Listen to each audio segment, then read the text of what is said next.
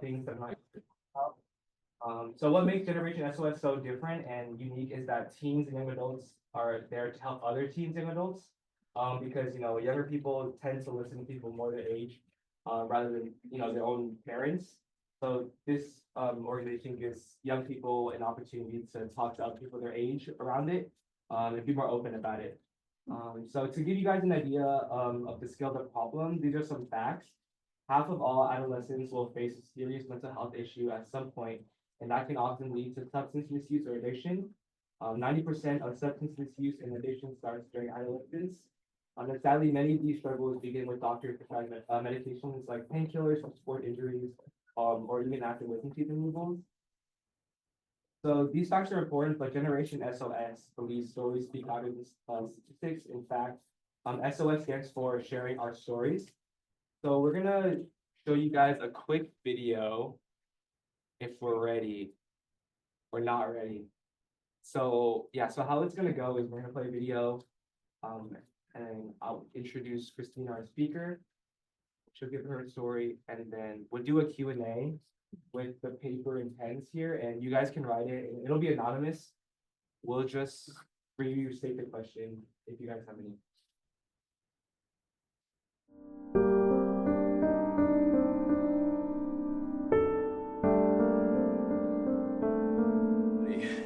My name is Nick. I got sober on August 7th of 2016, and I'm really happy to be here today.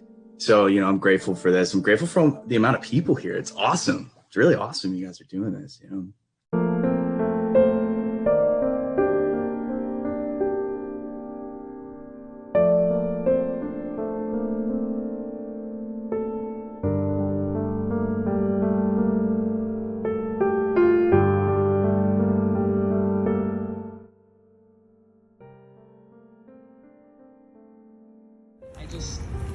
I get depression, like I have a lot of depression and survivor's guilt over why am I still alive when a lot of my friends aren't. A lot of my people that I grew up with on the same block, they have overdosed or been killed, and I feel very alone. Symptoms of depression for the first time, and I think that's when it took a darker turn. I discovered that my mother had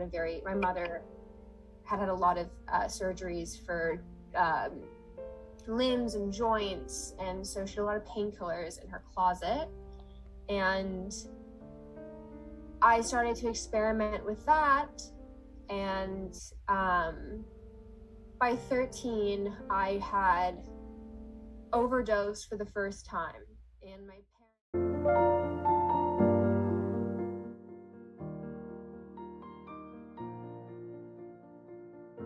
went through all these things, similar stresses when I was using drugs, and I found that it didn't solve anything. In fact, it created more problems for me in the end. And being sober, I just realized oh, this works. And so it's just easier. It's not even something I'd consider going back to, because I realized that this doesn't actually fix anything,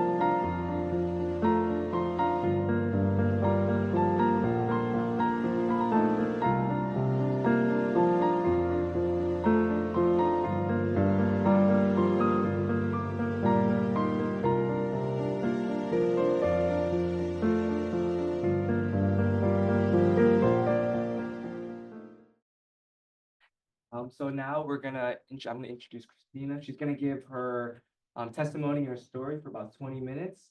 And then after we'll open it up to questions. So if you guys would join me in giving a warm welcome to Christina. Hi, everyone. Sorry, I'm a little nervous because usually on Zoom, actually, can everyone hear me? Okay, amazing.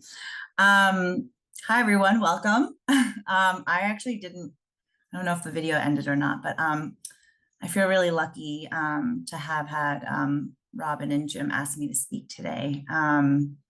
So hopefully I can share some things that someone can relate to today. Okay, so my name is Christina. I'm born and raised in Queens, New York. I come from immigrant parents, first generation. You know, and I think for me, my story and this journey about is a very special cause to me too, because growing up, I always grew up in a neighborhood where no one looked like me, no one spoke like me. I brought lunches to school that no one else had. Everyone always had like the ham and cheese sandwich, and I always had like a lunch box and a rice box that came in like, I don't know, like an old cookie container, you know, and that always made me feel like I was on the outside. And growing up, I grew up in a really predominantly white Jewish neighborhood, and I was bullied a lot. I was bullied. I was one of like 3 Asian kids in my community. And I think that always kind of led to, I want to say, a childhood and a lifetime of just never feeling like I belonged.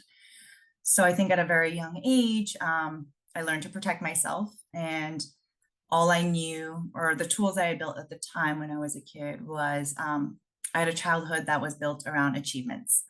Love equals validation of accomplishments. And that's all I knew. I knew I had to perform. I had parents that were really big on education in school, and you know they didn't necessarily have the language or the tools to communicate with me. And so all I knew how to gain love or gain attention was if I did well at school, if I was like the perfect daughter, if I was the perfect student, that would be the way that I can feel like accepted. And along with that, though, you know, like as a child, I always had a childhood of a lot of like addictive tendencies.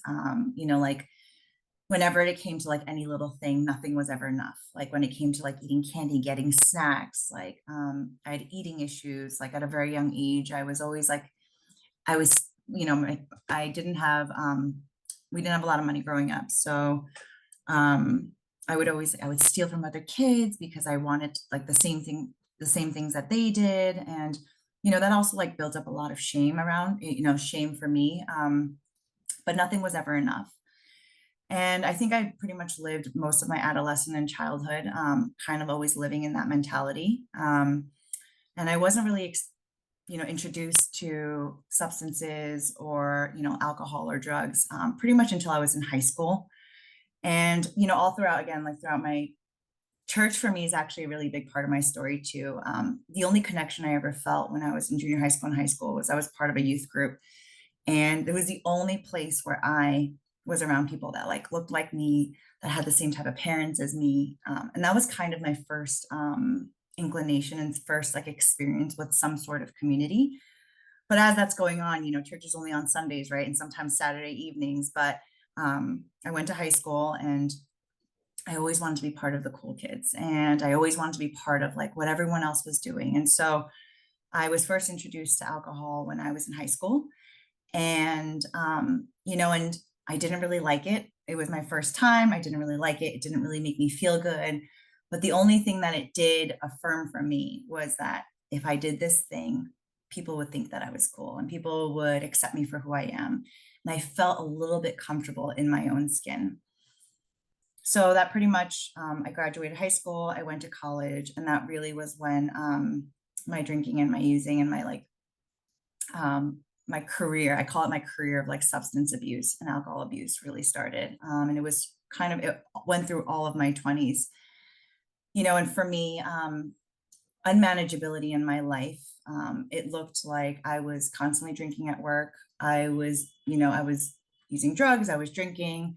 From the outside, I pretty much tried to have things together. You know, again, growing up, as long as I had a job, as long as I could show up, as long as the outside always looked good, that was enough. And so I kept all the things on the outside looking good. But I was truly really like dying, like on the inside, and mentally, emotionally, spiritually, physically, I wasn't doing well. But as long as I had all of these achievements that I, you know, was able to reach, it was okay. So my drinking and using got really progressively worse. And, it got to the point where I didn't even recognize who I was anymore. I would look in the mirror every day and I just couldn't, I wasn't happy. I was not at peace. Like I said, I was dying on the inside. And, it got to the point, I share, when I talk about my story to a lot of people who are in the same community as I am, it got to the point where I was like a person in my 20s. I had a successful career, but I had no money to show for it. I was still stealing. I was lying. I'd gotten into multiple car accidents. I'd gone to the hospital. I had seizures from just either drug overdoses or just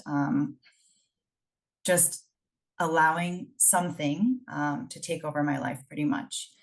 And it wasn't until pretty much in my late 20s that I finally, I went to rehab and I ended up doing something it's called sober living, where they put me in a community. It was just all sober people. We were pretty much supervised. And we had like a house mom and like a case manager. And so that was really my first experience. Again, I would say like in later adulthood, where I was part of some sort of community where I had people that were like me, that experienced the same things as I did. And that kind of really started my journey of really having like a pivotal change in terms of, I don't really want to live the life that I want to anymore. I started surrounding myself with people that I respected, that were wiser than me, that, I clung to the feelings of like warmth, like laughter and joy. And still at that point, I had pretty much lived a life up until my late 20s of not really experiencing life. Again, from the outside, I was in a relationship, I was engaged. I would see my parents maybe once a week for family dinners, but I wasn't present. And I couldn't connect, nor was I feeling like that I wanted to connect with anybody that was around me. And, and that kind of, I really emphasize on that because the moment that I felt like I was part of something that made me feel better, I really clung on to that feeling.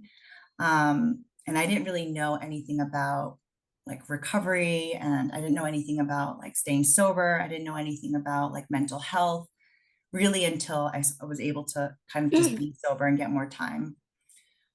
So in the past few years, ever since I was really like, I've dived into this community, I've had a lot of hardships in life. After I got sober, the person that I was engaged to, he had overdosed and passed away. That was my first year of sobriety. And in my second year of sobriety, I had a best friend who also overdosed and passed away. And, life has really taught me that how I look at life is there's a lot of fixed points in life, right? So grief, death, heartbreak, job loss, like getting bad grades at school, like failing, losing a job, gaining a job. Those are all things that are unchangeable in life.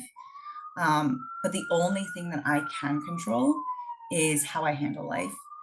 And truly, the program, so I'm in a 12-step program now, and that 12-step program truly has given me a lot of tools on learning how to navigate life. I've learned that like the old blueprint that used to work for me, where everything was just achievement based, it was all like outside external things, that blueprint doesn't work for me anymore. Today, the life that I get to live, spirituality is a really big part of my life now. And, I've really learned that, like I said, because there's so many things in life that are fixed, life is never really happening to me. Life is happening, and it's all up to me as to how I can cope and like lean into the skills that I've learned. And so the life that I get to live today is like, I have a dog, I have friends, I have a family that loves and trusts me. Listen, I was that daughter that I used to steal from my mom, and then I would lie to her and then tell her that she was going crazy, that she was missing money out of her wallet. And then I would help her look for the money that I stole because I was I was so dead set on like just not being truthful and honest. And like I said, that's not the life that I get to live today. I have a dog, I have friends, I have a family that trusts me. And a lot of that is, participating in a community that I believe in, that I started helping others. And, for me, it's like what the 12 steps what the 12-step program that I'm in has taught me is like, so there's 3 pillars that I was kind of taught, that was passed to me. And that's pretty much like clean house, trust God, and help others. And those are 3 pillars that I really do run my life with today, right? And cleaning house means like, can I live a life of integrity? Can I live a life where I look at myself in the mirror every day and I'm proud to be who I am?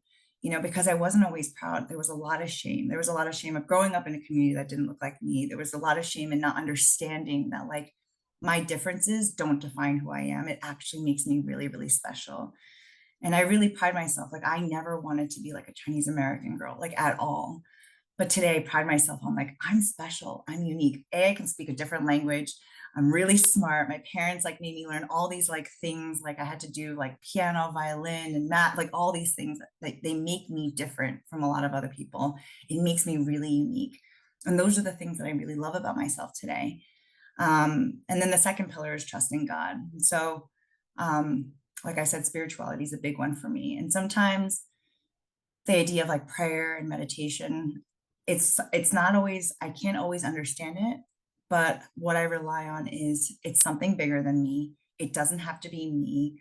When I can engage and find tools that engage in my faith, which is, you know, like it was always explained to me too, right? Like we can't see the wind, but we can feel it, right? Or you know, like when you turn on a light, you don't always like you understand what the concept of electricity is, and you understand that if you turn on the light, that it's going to go on.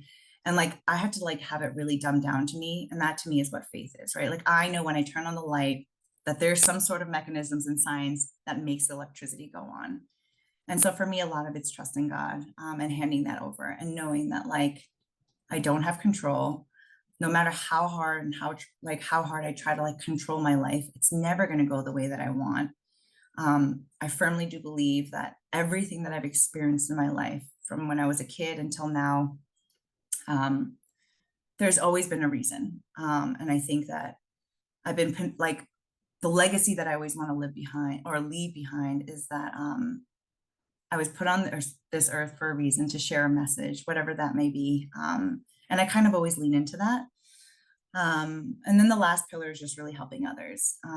You know, like it's kind of almost like a selfish thing. But like when I help others, I feel a lot better. When I'm of service to other people, I feel a lot better. When I'm checking in on other people on days that I feel really, really terrible, I check in on other people. I try to always like show up. And, you know, those are all tools that I would have never learned if it weren't for getting sober, if it weren't for being in the community that I am in. And like I said, those are the 3 pillars that I kind of like center my life around. And that's kind of when I wake up every day, like those are the 3 things that I always want to accomplish in a day. And then on top of that, you know, like I do meditate and I do pray. And sometimes like I'm on a couple of group chats with a lot of my girlfriends where we send each other gratitude lists, because I find that when I'm in gratitude, no matter how bad my day is, it really does help me get outside of myself. Because when I'm thinking about myself, all I'm thinking about is like the problem. I'm thinking about what I don't have, what I want, why things like why life isn't fair.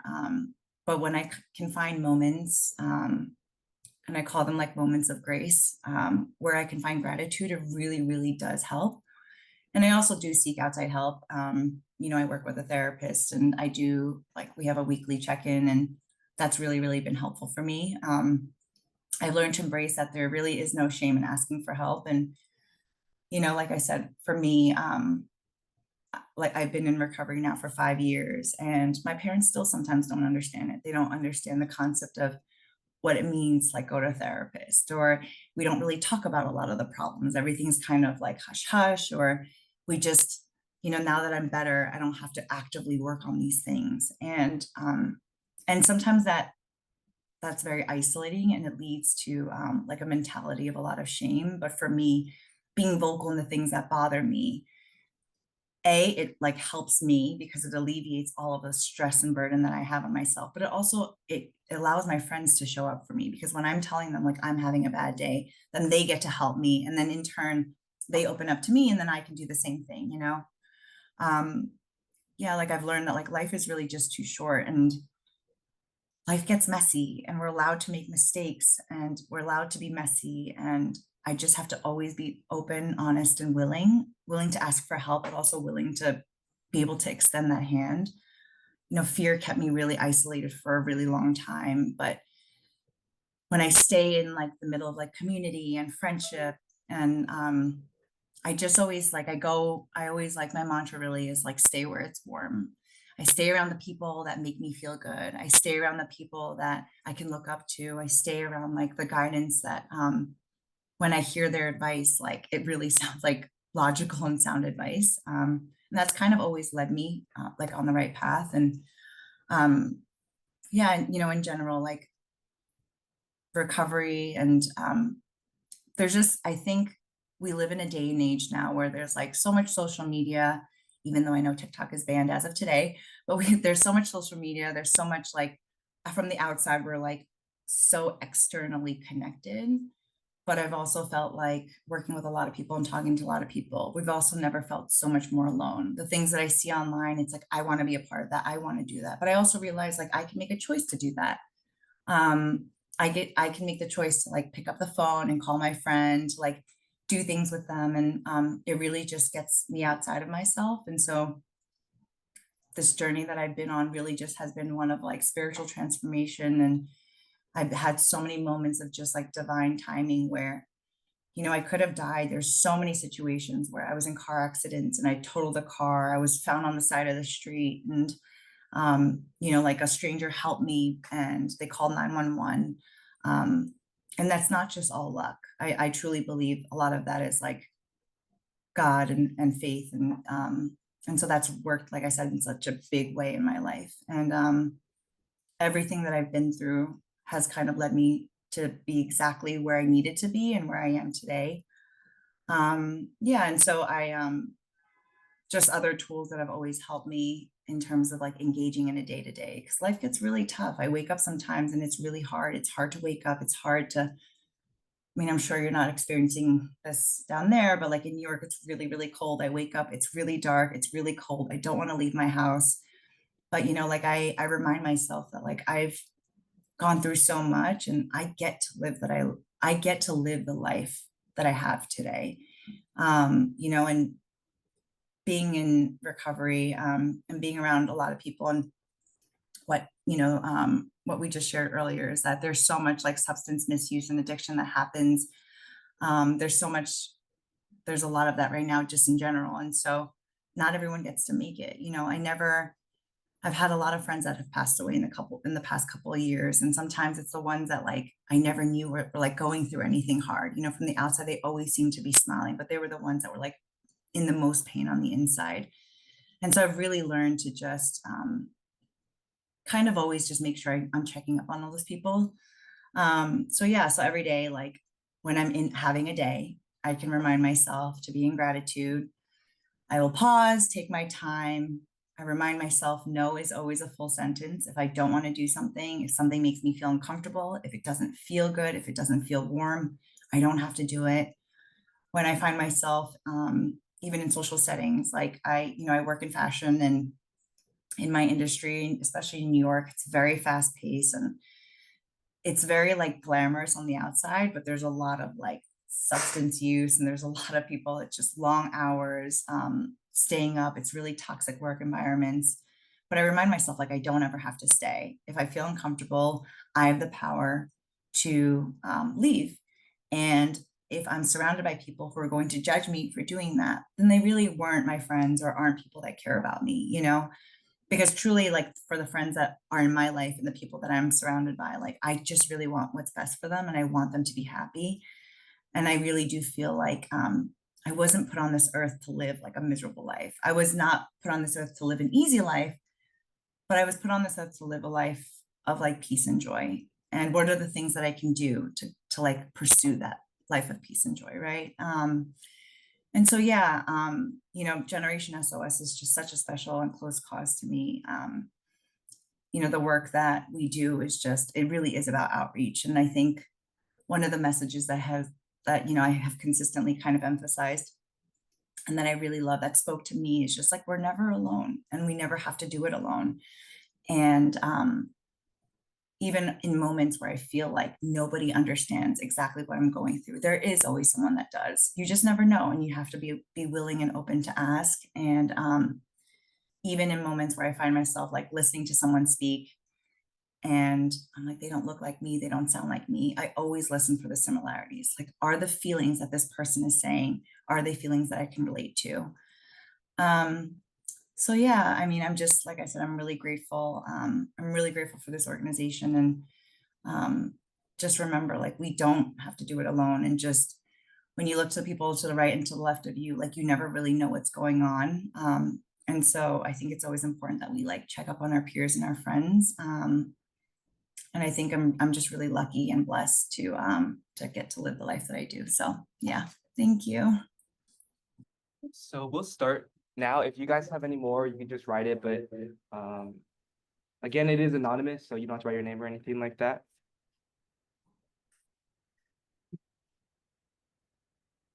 So the first question is, when exactly was your first exposure to Christ, and how did you react to this? Okay, so my very first exposure, I would say, was when I was 13. It was called New Life Methodist Church. And I'll be very honest, the only reason why I went was because there was cute boys. And I'm not saying that that's a good reason, but that was definitely why I went, because we had Friday night youth group and we would have church group, and then all the boys and girls would get to hang out and we'd eat snacks and watch movies. But to be honest, like, I didn't really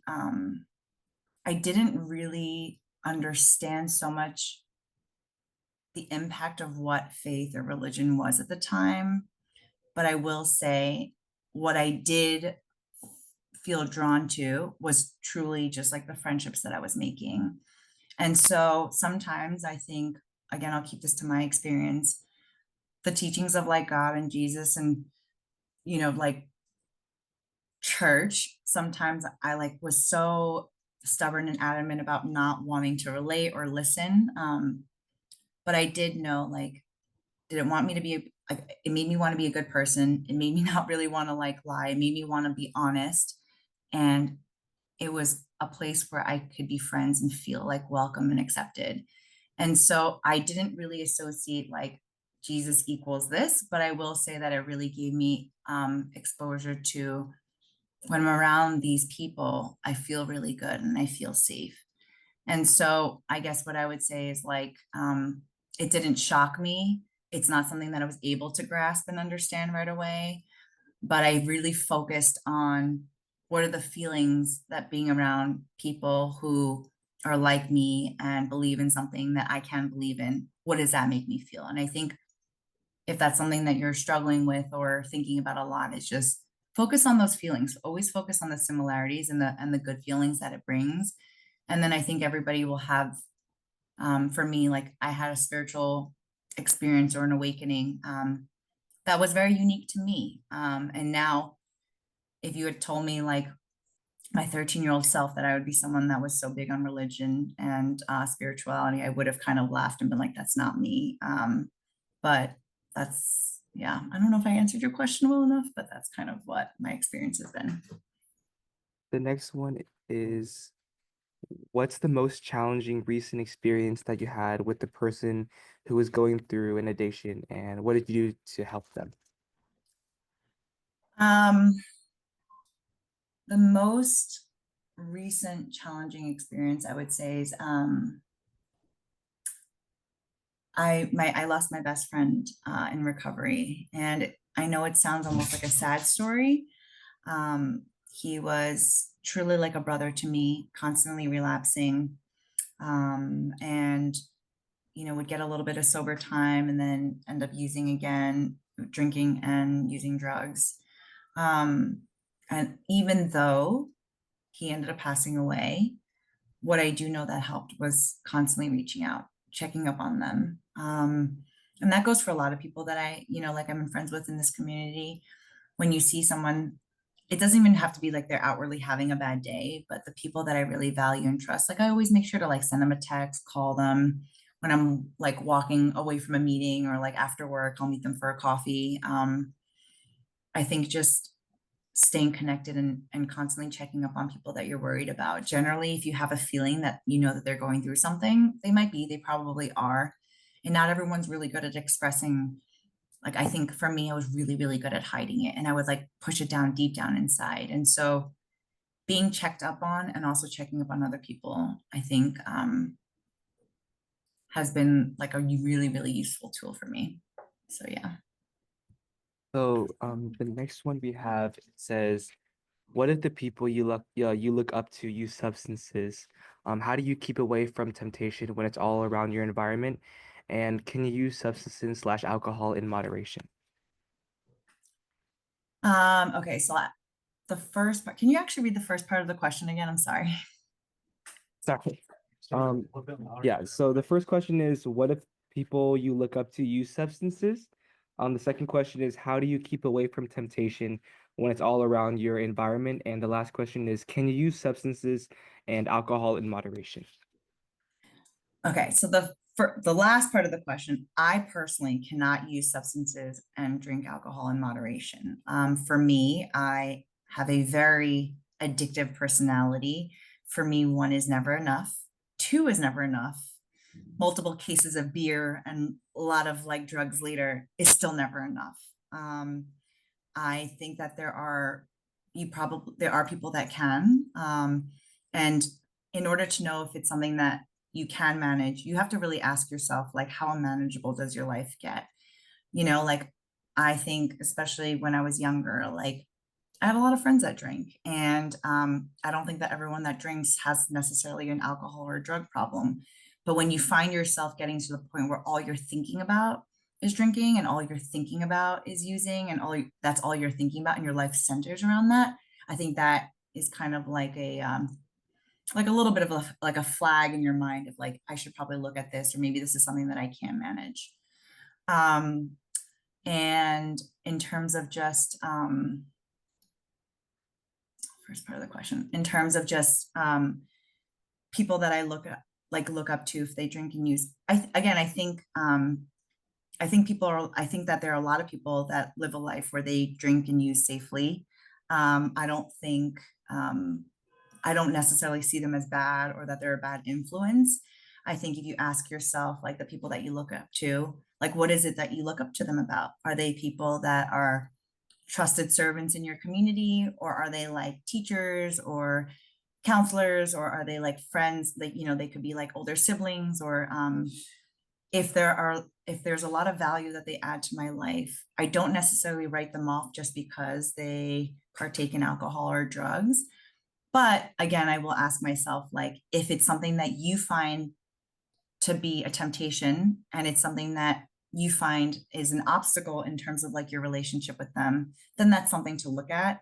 And I think if they are people that you look up to, I don't think that I go around knowing that people look up to me. There's a lot of people that I look up to. And if it's someone that I look up to, I do my best to have some courage to talk to them and say, hey, like, you do these things, X, Y, and Z. And, like, I still want to come to you about relationship advice or school advice or life advice. But I don't really know how to interact with you. I think being comfortable and like challenging yourself to say, like, let's have a conversation is really, really helpful.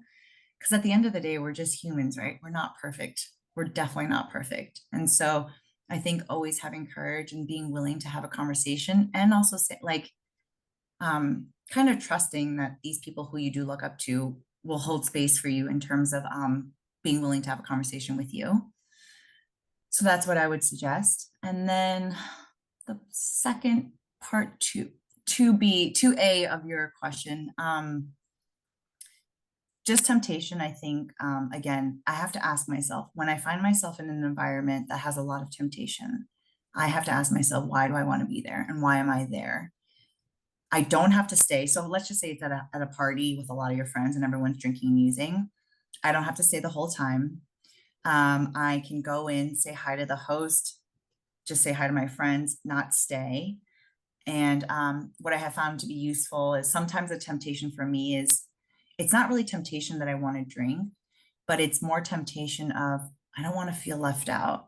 So what I found is like at parties when I go to and people are drinking, I always like will get like a sparkling water or soda or like something that doesn't have alcohol in it, that like a fun drink, or I'll bring my own like, I don't know, like flavored soda with me.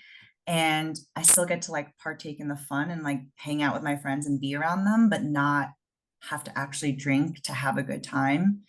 And so if I get really uncomfortable, I leave. Right. And so you can always hang out with your friends or be around people in a different setting. It doesn't have to be in a setting that you constantly feel tempted by. So it is always that. I do find myself in the beginning when I first was getting sober, I didn't want to leave because I didn't want to feel left out. But as I got more sober time and I've learned to really like love myself and find friends who kind of share in the same type of mentality as I do, it's gotten a lot easier. And so I don't always find myself in positions of temptation, if that makes sense. So that's what I would say.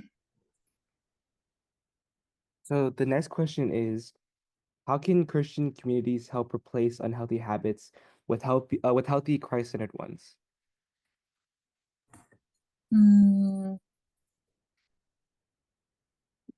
Well, if you want to be a leader in that community, I would look at it as I don't think it's my personal responsibility to replace the bad habits, but I do think it's my responsibility to provide options of what I think healthy habits are. So one of the things that I always used to do with my youth group, which I loved, was like volleyball. We would play this game called taps.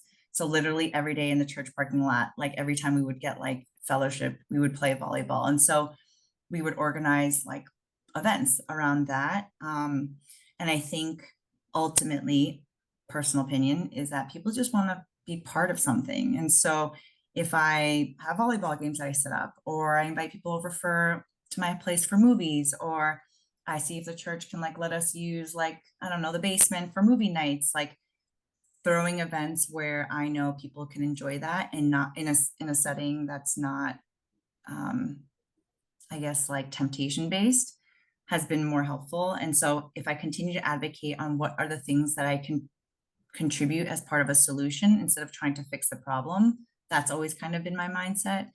And so yeah, I don't think it's my job to try to like stop other people from using, but if I provide like on the same Friday night where everyone's having a party and drinking, but I can do like a movie night and we just get like a bunch of snacks and like, I don't know, order pizzas and like do something like that. It's like another option that you're providing, and people generally will want to do that. Because again, I think for me and my friends at least, it's like we just want to feel a part of, like we want to feel like we're belonging. We want to have a fun night together.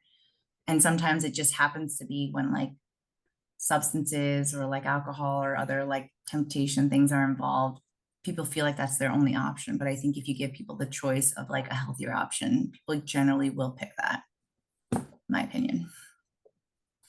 So next is, are there signs you could maybe notice in someone to know that they need help, or do you advise to check up on all? Mm. Um,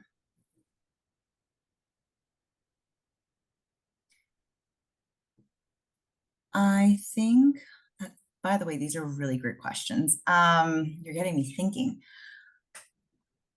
What I've noticed sometimes is I think that if you can, you try to reach out to all. That's kind of like the best case answer. I don't think that's always possible, but I always do think I'm very observant of people. And so I always look for it's the friends that, that are a little bit more quiet, and not like because they are a quiet person, because I have friends that are pretty shy too, but ones that like when we're in a group setting, they kind of seem like they're just a little bit, they look a little down, or they're a little bit more quiet, or when everyone's laughing, they're kind of like staring off. And um, I think that it's impossible. I've accepted now that I know I can't save everyone, but the friends that I surround myself with that are really, really close, generally, I can tell when they're having an off day. Cause even when I'm like in a bad mood, I'm pretty good at hiding it.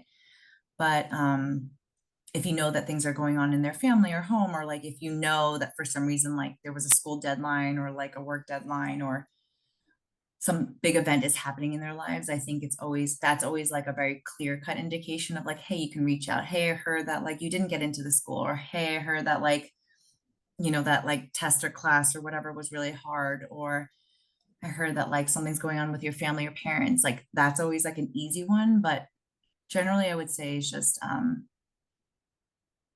when you're in a group setting, the ones that just seem a little bit more quiet, a little bit more, this sounds almost like a bad answer, but it's like when their eyes look a little sad. Um, those are the people that I tend to try to check in on. Yeah. Well, another question we have is, what would you do if temptations come back to you? For example, if your friends invite you to drink with them like every day. Um, okay, so I would say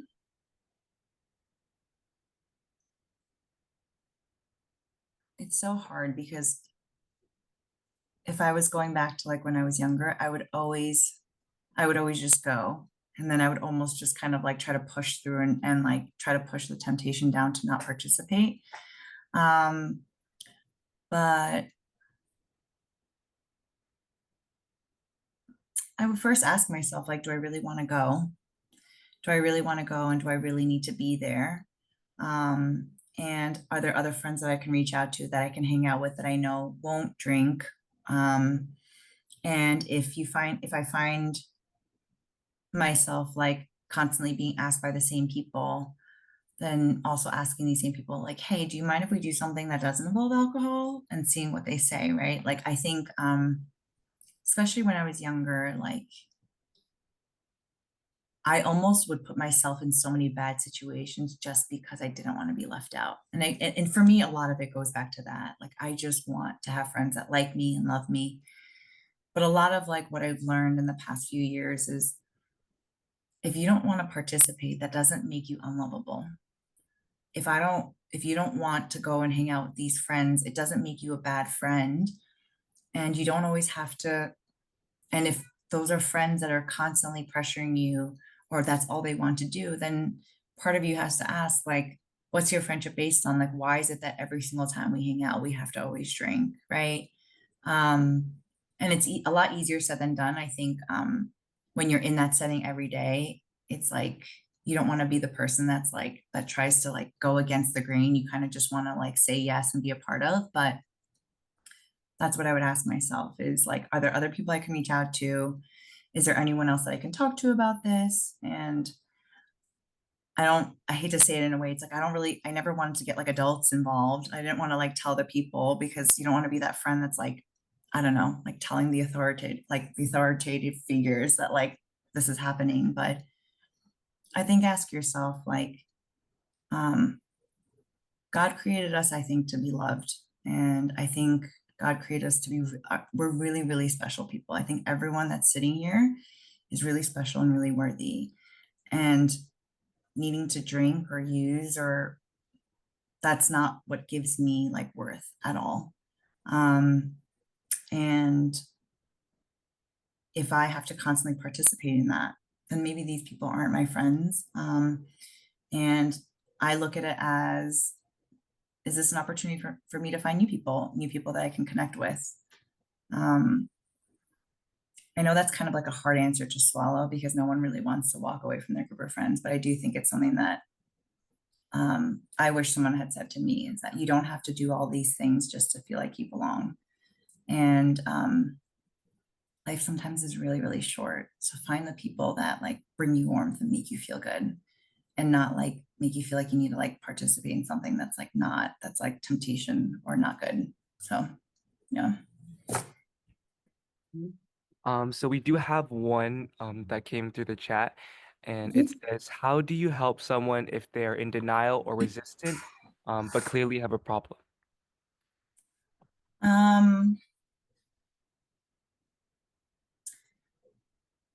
I think that's again a great question.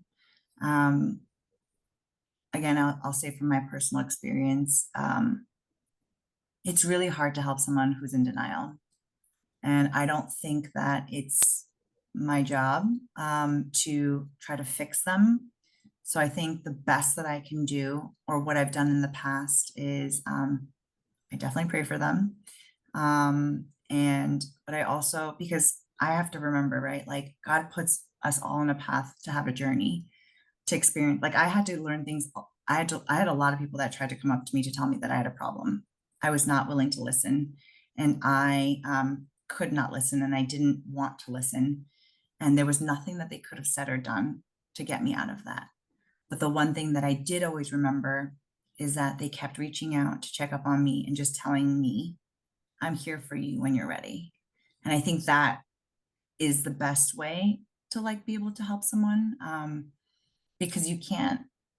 I had to go through all the things that I went through in order for me to learn what I needed to learn to get me to where I am today.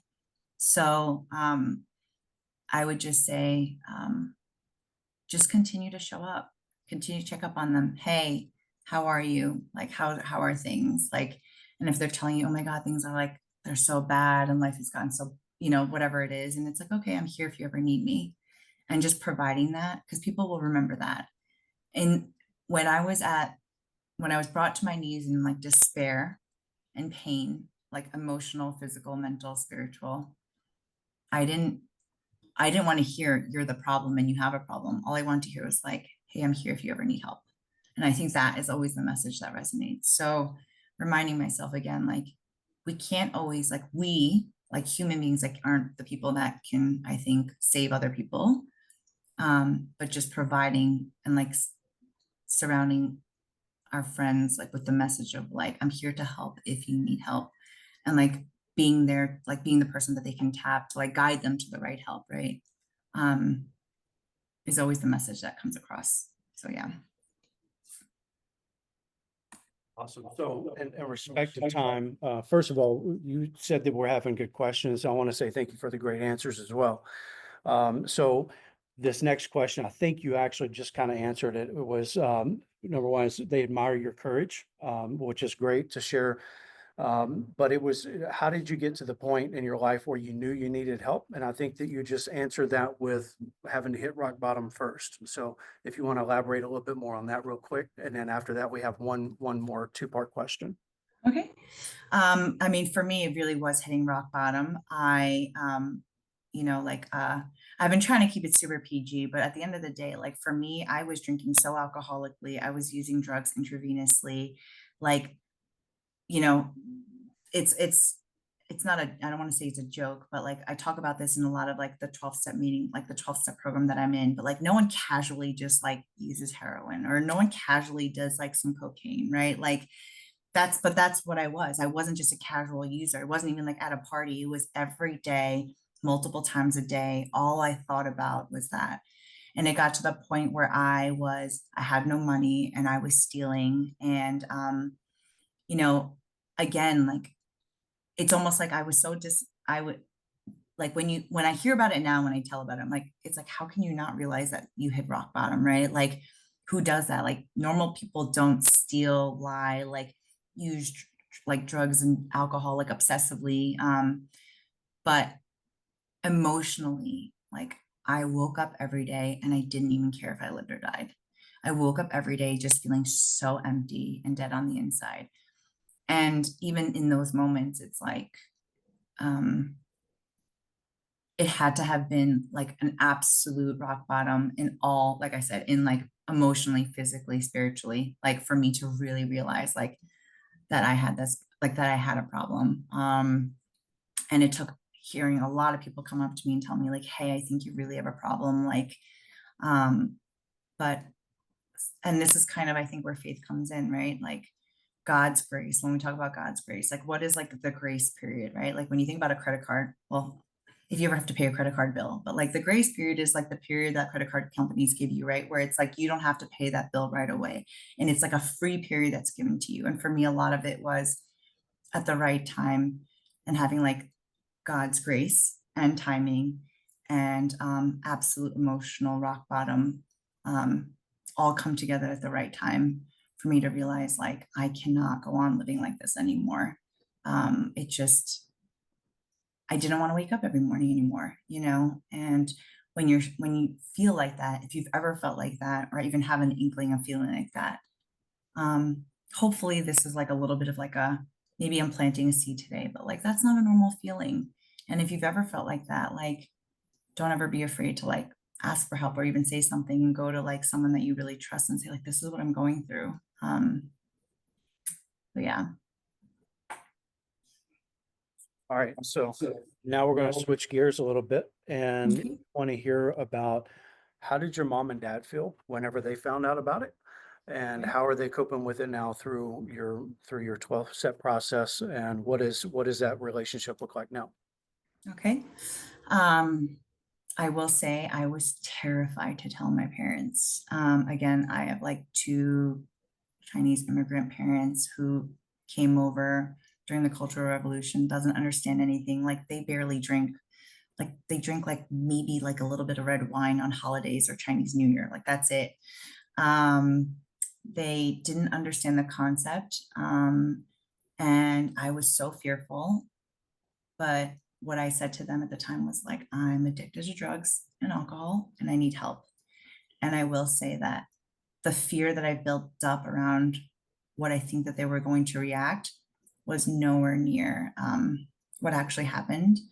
Because I do truly believe that no matter what, most parents, hopefully, they really just want what's best for us. And I think when they hear like, I need help, they just said, okay, what can we do?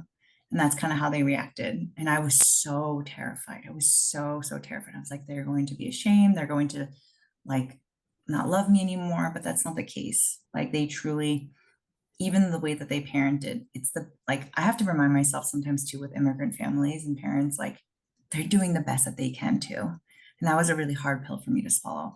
They're doing the best they can with the tools that they were given, with how they were raised in the time that they were raised. And so that's how they reacted. They just were immediately like, okay, how can we help? And now fast forward to now, it's still hard for them to understand. I think that they know that I attend meetings like almost every day. That's part of my 12, like the part of the 12-step program that I'm part of. We don't openly talk about it. They know that I'm in it, but I think there's a saying in the 12-step program that I'm in. It's called, it says it's attraction, not promotion, right? So by our actions and by the things that we do and how we act is the best way to promote the life that we get to live. So I can go around saying like, I'm sober and I'm great and I'm spiritual and I'm big on God. But like, if I don't act like it, no one's going to believe me, right? Because people are so good at speaking and saying one thing, but what they've seen the change in me, which is a daughter who shows up, who sometimes they like do things that still annoy me and drive me crazy. But I have like a little bit more patience, a little bit more compassion, a little bit more tolerance. And so they see it through like the behaviors. And now my parents, who would never have called me ever in the past for advice or for help, now call me. And so all they know is now like a daughter who is reliable, who is honest, who doesn't steal from them, and who says like, hey, I need help with something, I'll be there. And so that's what I focus on. I don't focus on trying to make them understand what I go through. I don't make it their issue, or I don't involve them in my life in the sense of telling them like, this is what I need to do for my sobriety every day. But I do it by action, and I show them like, I'm a different person than who I used to be. And the person that, you know, that the daughter that was from 5 years ago is not the daughter that is in front of them today.